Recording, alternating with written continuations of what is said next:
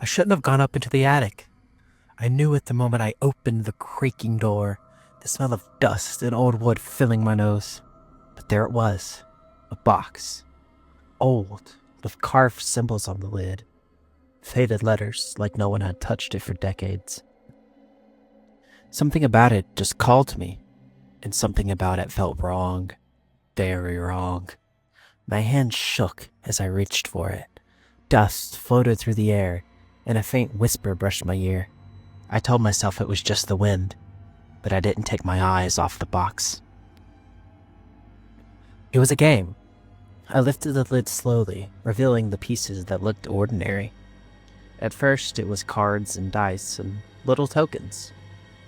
There was simple rules printed on an old yellow sheet. Play. Finish. Don't stop. Don't lose. I laughed nervously, but there was a catch. Something in the back of my mind screamed, "Don't touch it!" But curiosity always wins. I set the pieces on the table, and the room was silent, except for my shallow breathing. The first move was easy. I rolled the dice, and the piece slid forward as if nudged by an invisible hand. I shook my head. It's just the table. I whispered to myself, but something was watching. I could feel it. My friends laughed nervously across the table. "This is weird," one of them said. "Does anyone else feel like it's alive?" I didn't respond. I couldn't. Every time I glanced at the corner of the room, shadows stretched unnaturally, and something shifted in the dark. And then I saw it.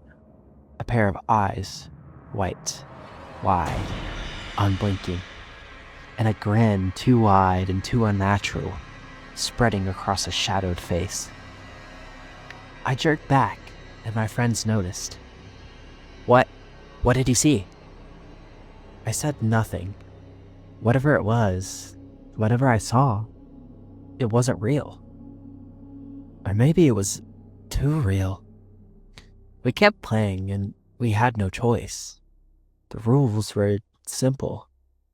Finish the game, trap it, and if we failed, it would be free. That knowledge sat like a weight in my chest. Every roll of the dice, every flip of a card, felt like a heartbeat counting down to something horrible. The room felt smaller, as if the walls were breathing. Shadows flickered across the table, and pieces moved when no one touched them. Dice rolled across the table on their own, sliding and clattering against the wood. I told myself it was all my imagination. My friends said the same. But our eyes didn't lie. Something was there, watching and waiting. It didn't move like a person. It moved like the dark itself was stretching and reaching toward us. And that grin, I can still see it, even now. Toothless, huge, and mocking. Minutes passed, or maybe hours. I don't know anymore. Time felt wrong in that room. Every time we tried to focus, the pieces shifted, and cards flipped, shadows lengthened, and the air grew heavier. It was almost impossible to breathe. Every roll of the dice felt like it was deciding more than our next move. We whispered and tried to strategize. Maybe if we do this first. "It's not working," my friend said, panic in their voice. "It's messing with us." I swallowed hard. We can't stop. If we stop, it wins. The game changed us. Our focus, our fear, everything. I saw it more clearly now. A dark figure, tall, looming just behind the table. The eyes glowing, the grin always there. Smiling while it watched us panic.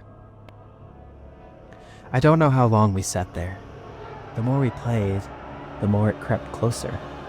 The lights flickered, and in every shadow it moved. The closer we got to finishing, the more it tried to stop us. It wasn't subtle. Cards flew, and dice rolled across the flat table. Pieces slid toward us as if drawn, and at one point, I looked down. My hand hovered over a token. I couldn't move it. Something whispered inside my head, but not words, more like a feeling. It was a command. Don't win. I clenched my fist, forcing my hand to move, and the pieces slid across the board. The figure jerked, reacting. It grinned wider. I felt it, tasting our fear, thriving on it. We were sweating and hands shaking, hearts pounding, but we had no choice. Every roll, every card, every move mattered. We couldn't stop. If we stopped, we couldn't even imagine what would happen. The figure grew bolder. It made steps in the room as if it was walking around. There was breathing we couldn't hear from anyone around us. And there was something brushing past our chairs. Grins appearing from walls and corners, from the shadows that were in that room. And then it was behind me, close enough that I could feel the cold brush of something. I didn't dare turn. My body wouldn't let me. My friend leaned over to check a card and froze, eyes wide. "It's right here," they whispered. The final moves approached. One last turn. We could almost finish it. We could trap it. But it was standing between us and the end. Its grin, larger than before. Glowing eyes staring directly at me. I felt like screaming, but my voice wouldn't work. We had to move the piece. We had to finish. And so we did. Slowly, trembling, heart racing, shaking hands, forcing every nerve to obey. It watched, and then it reacted. I don't know what came next. I don't remember. Everything is a blur of shadows, whispers, and that grin. I just know we moved the last piece. We finished the game. Somehow we trapped it. At least, we think we did.